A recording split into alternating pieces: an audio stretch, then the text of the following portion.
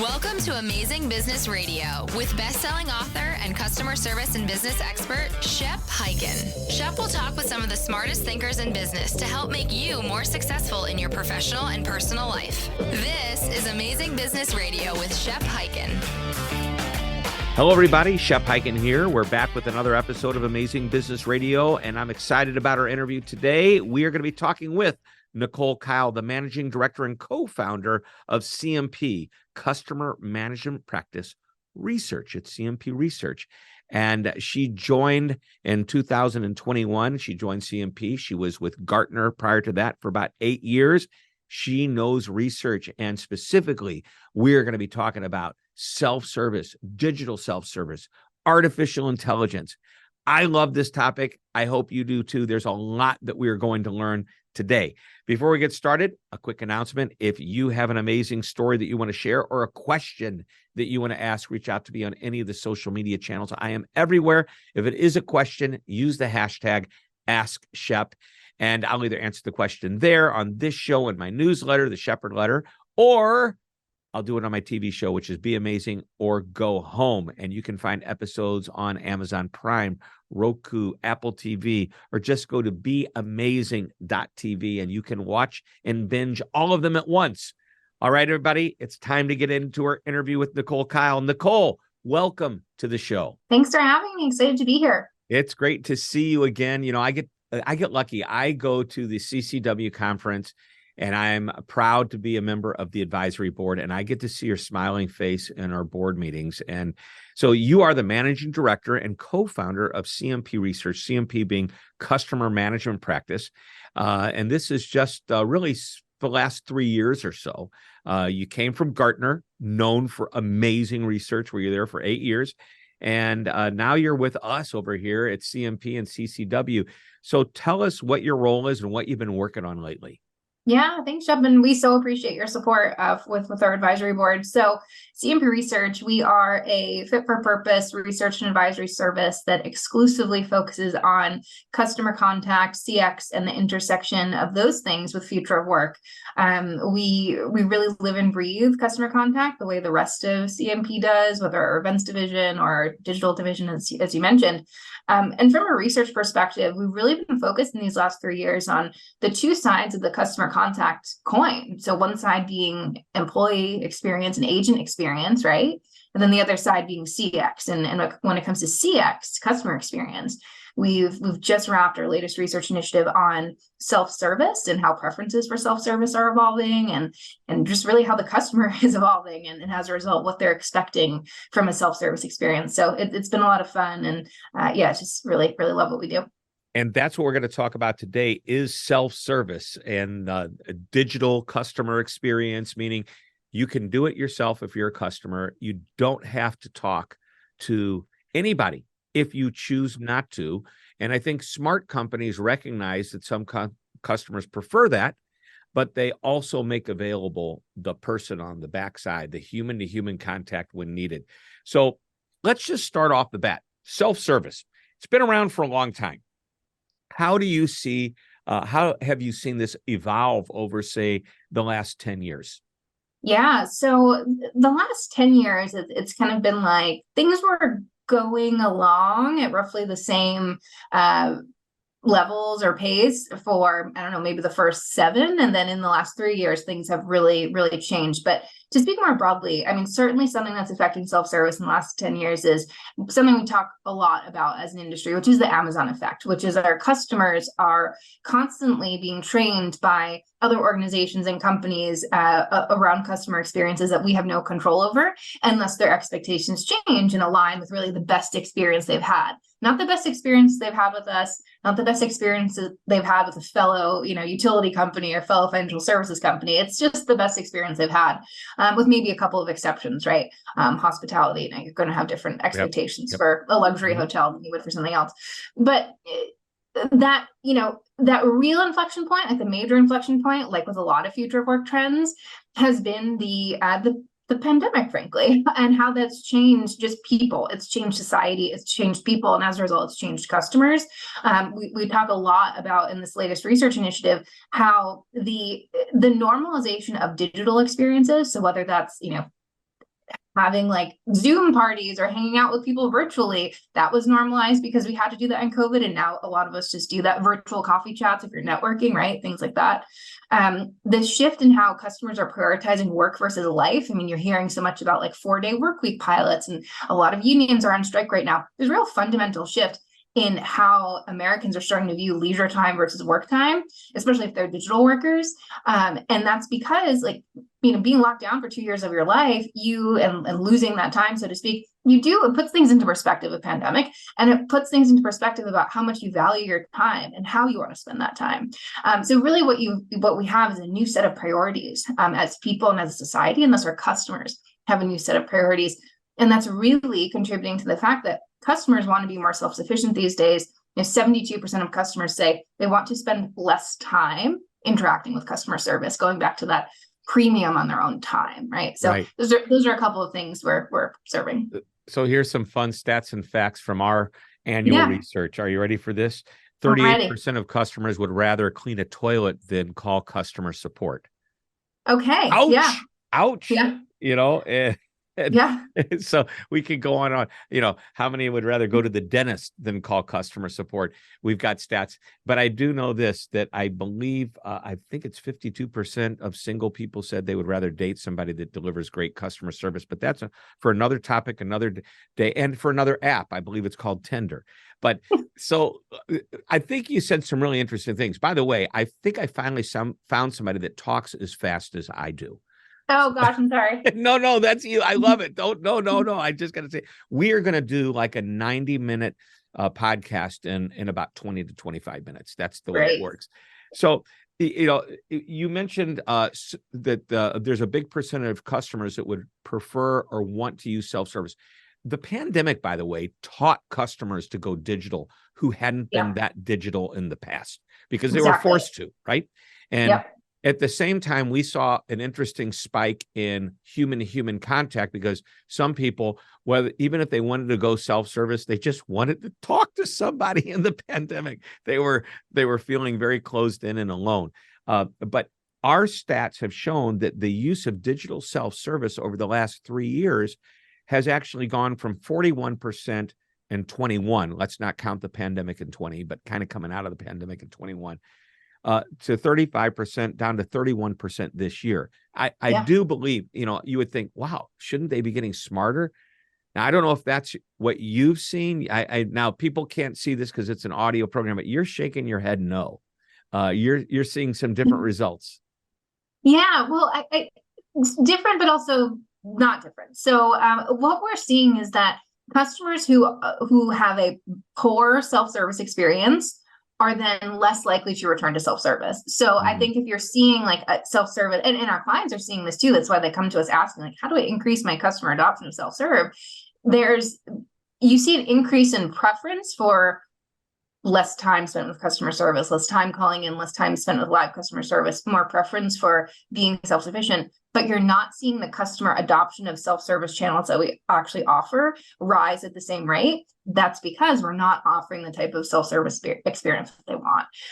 We're not offering something that's easy, that's fast, that is personalized, which I can talk more about. That question of how do we set up a self-service experience if people want to use it? That's huge. And then also getting the opportunity cost of getting it wrong once, a customer is much more likely to not return to a self-service channel if they've been burned once before. Right. And I think that's pretty much the way it is. They get stung a little bit and they're reluctant. And which I would imagine that there's probably a great question out there about if you use self-service options, how often do you feel you get good self-service versus bad? I don't know what the right wording is. That's your job to come up with those kinds of words. But what's interesting is that, the phone is still the number one way people like to communicate. But our stats say 69%. But at the end of the day, here's what we're looking at today. Today, 2023, as we move into 24, I think things are going to shift dramatically. And tell me what you think of this. We now, by the way, we did our survey in January, which is about a month and a half after ChatGPT came out. But in January, if we'd have asked all the consumers, do you know what ChatGPT is? And by the way, ChatGPT is kind of like Xerox. You want a copy. It doesn't matter what the name of the copier is. Give me a Xerox copy. Give me some Kleenex, even though it's not Kleenex. Like ChatGPT is like the default company or phrase for this artificial intelligence that's able to communicate with us almost human-like. But if you'd have asked, do you know what ChatGPT is in January, I think that 80% would say, I don't know what you're talking about. But if we asked them today, toward the end of 2023, the same year, I think 75-80% would say, oh yeah, I love it. I use it. I've written a love letter to my spouse. I've written a poem. I've cheated on my homework with it. Whatever, and of course, they probably recognize they may have been involved with a chat bot that they assume is a ChatGPT type of technology. Agree, disagree? Do you see the trend of I guess, knowledge and comfort and exposure helping us there?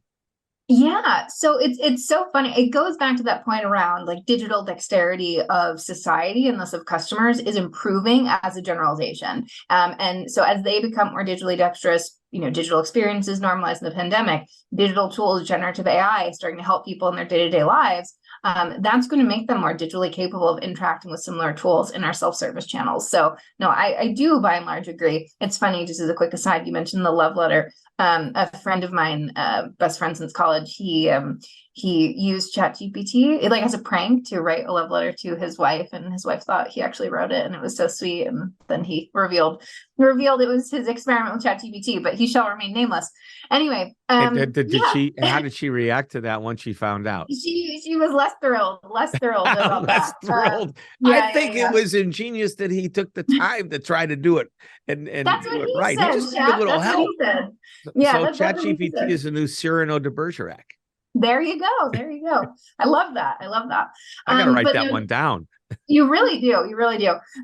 But to your question, that digital dexterity is improving. I will say a majority of customers do say that they can tell the difference between an AI, like if you say chat, for example, they can tell the difference. They can tell when they're talking to an AI-driven chatbot versus when they're in a live chat. And I think that's less of a reflection on like our ability to, as customers, to assess technology, and probably more a reflection of the quality of chatbots on average. But I think what we're seeing is customers are willing to use these tools if the results are good. So it sounds so simple, but it's about the tool that you use and making sure it's delivering that positive customer experience. And it's easier than ever to get a good tool today. It's less expensive than it's ever been, which is really important for companies to know. Let's take a short break. When we come back, I want to talk more about self-service, digital self-service. I want to talk about AI. That's the hottest topic for years, but really this year it's coming to a head. And we are going to continue this conversation with Nicole Kyle, the managing director and co-founder of CMP Research. That's Customer Managed Practice. Don't go away. We will be right back. One of my favorite sayings is that customer service isn't a department, it's a philosophy. And it's a philosophy that must be embraced by everyone in the organization all the time, and that's 24/7. So if customer service is important to you, and I know it is, then you will love our virtual training, the ultimate on-demand customer service and experience training program that you can access anytime, anywhere. Now, the course content applies to everyone, regardless of position and responsibility, from senior executives to the most recently hired and everyone in between.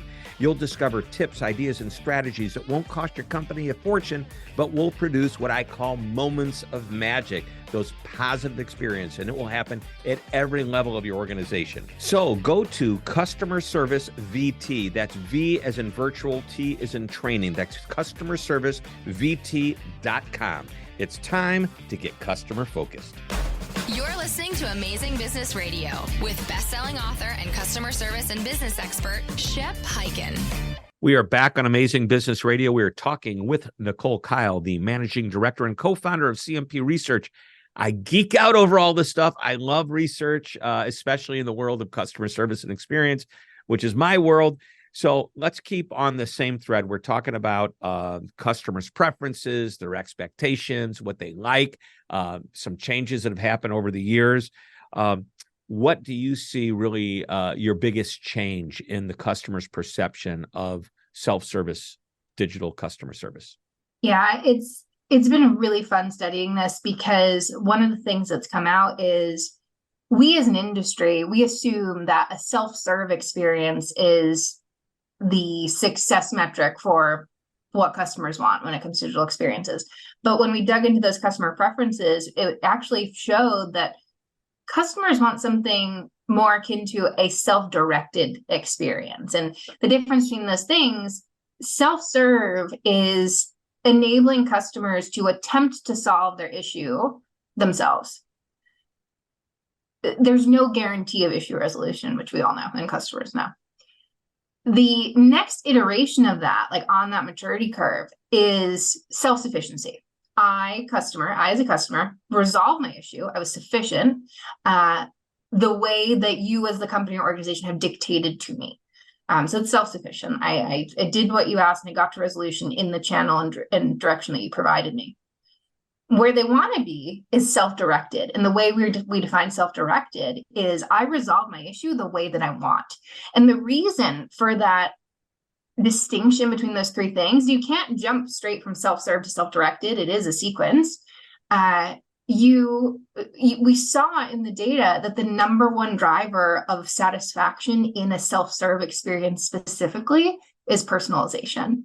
And customers want control over their service experience, which has been really fun to see come out in the data, because it was a hypothesis we had going in. I think and let me get the exact number. I think it's like 75% of customers say they want control. 78% of customers say they like to have control over how they're served. So that's really where that distinction between self and let me make sure I understand what that means. Yeah. And they want control over how they are served, meaning they want to be able to choose between self-service and something else, or is it in the self-service process they want more control? Within the self-service process, they want more control. Okay. And how do they get, you use the words personalization. So in my mind, I'm thinking the computer not only knows the answer to my questions, but it also knows who I am based on my past buying purchases, behaviors, patterns, whatever. And so it's able to say, by the way, I think I had a very similar experience. I was on a website and I needed to see how many credits I had left. Yeah. We do this website analysis and we have like 30,000 credits a month. And we usually blow through about 25,000. So I asked, and I couldn't find it. Where do I see how many credits I have? And the machine, and by the way, here's how you know you're not dealing with a human. The answer came back in like 1 second. It was a nice long paragraph. Nobody types that fast, right? But the answer came back, says, look in the upper left-hand corner under settings. There's a drop-down menu. Click on this and you'll see how many credits you have left. By the way, we notice you have this many credits left out of so much, and those will renew on the 5th of the month. And went, wow. So it gave me the answer, and then it told me even more about me. Yeah. Yeah, exactly. And taking that further, predictive, right? And getting into proactive self-service. If you're this type of customer who often asks these types of things, do we then suggest this other thing, but give you an easy out if you don't want to engage with that, right? Like that control over how you're served. And this is also why I think we're seeing in the data that self-service portals are, of all the self-service channels, they tend to be the most effective. Customers are happiest and have highest CSAT within them relative to like other self-service channels, like an FAQ portal or an IBR. People really like IBR, for those that aren't familiar, industry jargon. It's where, push 1 for this and 2 for that and 3 for this. That's your IVR, interactive virtual response. Exactly. And those self-service portals are places where, so again, people on industry can know what we mean. Those are the places where it's typically like in e-commerce, an account page where you can go start to process a return, check the status of your order. Doesn't have to be an account page, but actual portals where you can do things yourself and take action. You can order a new card, you can change your address, you can refill a gift card. Those are the types of self-service. That's the type of self-service channels where we're seeing the highest satisfaction. It's also a place where we're seeing a lot of companies have them.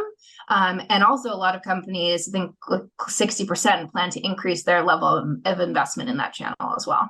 Yeah, which is great because I think customers love being able to take matters into their own hands, especially on the easier issues like, did a product ship? What's my bank balance, et cetera, et cetera. So I want to ask a question on what your opinion is. Do you think this is going to replace jobs in the customer support world? And is it going to eliminate them, replace them? And do you see, I'm going to ask a bunch of questions all in one. And do you see the companies that you're surveying and working with cutting jobs, adding jobs? What's going on out there in the job market in the customer service world? Yeah. So as far as what's happening right now in the job market and the customer contact world, the labor market is tight. We know that. There's still, more jobs than people. We're seeing that in a macro sense too. And unemployment is low. We're advising a lot of clients on how to hire and make an attractive employer value proposition so you can attract good talent. Long term, to your question, with increased investment in self-service channels, increased investment in both conversational and generative AI. I can't say for sure if it's going to cut jobs, but I can tell you, I think it's about 60% of executives say that they believe increased customer adoption of self-service will reduce the frontline workforce requirements. The good news there is it might reduce the frontline customer facing workforce, but it's going to create jobs internally in customer contact functions for people who need to monitor the tools, who want to do business intelligence and extract data from these tools. So I think just because jobs are taken away in one role or one level within the organization, it doesn't mean similarly entry-level jobs might create it elsewhere, but it's more around tool management, IT infrastructure management, data analysis that still has to do with customer contact. It's just not necessarily as many openings for like answering the phones. Right. The other thing that's pretty, go on. That's the same as anytime there's a shift where technology disrupts something from the past, something new. The jobs don't completely disappear. They end up being replaced. And this is important. Somebody has to be willing to take the initiative to be able to learn something new and willing to try a new role if they want to stay in this field. And it sounds to me what you're saying is you can stay in the field. You just may not be doing it the same way you used to do it, which is to pick up the phone and say, hello, what's your problem today? And may I help you? And I need your name, your phone number, your seventh child's middle name, and et cetera, et cetera. So this is great. Well, we're starting to wind down here. I'm not going to ask you my final question yet, but could you just give me an idea of how generative AI and those technologies are supporting internally the person who's actually interacting with a customer, the customer service agent? Yeah, so it's so fascinating. Generative AI pilots right now for the organizations who are piloting them, of that chunk, most of them are focusing those pilots on agent experience, agent assist, agent knowledge bases right now. And it's for a very good reason. With any pilot, you want to take the lower risk approach. And for organizations, it is relatively lower risk to introduce these tools, gain lessons learned from agent-facing pilots before rolling something out to your customers. So I think that's very smart. You'll be able to take those lessons learned and translate them and apply them to the customer experience for Gen AI tools. The other cool thing, though, is it's improving the agent experience when it's working. And that's because agents are able to be more self-sufficient. Agents have an always-on resource. If for whatever reason you can't reach your manager or can't reach a peer, you can interact with a generative AI-enabled knowledge base and get the answer you need. Super helpful, especially in a remote or more distributed environment. The risks I think that you run are if people lean too heavily into the tool only, silos could potentially get worse, right? If you're not also making time to connect with peers, connect with your manager. But that's a good problem to have if your tool is working so well in that regard. And I don't know too many organizations who are at that point yet. Generative AI for employees is also going to take just some of those low value, repeatable tasks off their desks, hopefully help with burnout as a result.